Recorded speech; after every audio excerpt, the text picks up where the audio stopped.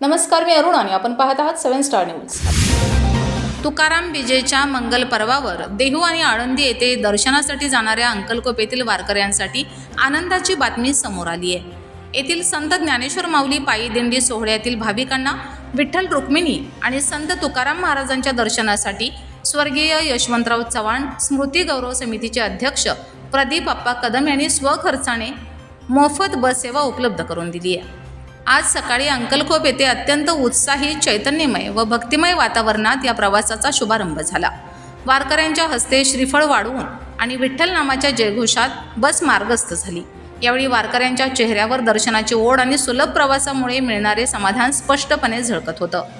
प्रदीप अप्पा कदम यांनी नेहमीच सामाजिक आणि धार्मिक कार्यात हिरिरीने सहभाग घेतलाय। वारकऱ्यांची वारी निर्विघ्न पार पडावी आणि गावातील भाविकांना तीर्थक्षेत्रांना भेट देता यावी या उद्देशाने त्यांनी ही सोय केली आहे।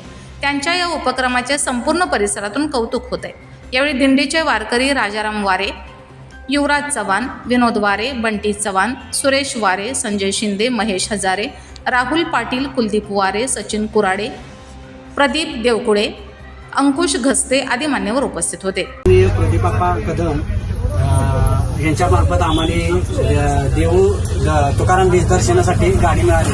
त्यांच्याबद्दल आमच्या वारकरी संप्रदायामार्फत हार्दिक अभिनंदन। Bureau report 7 star news.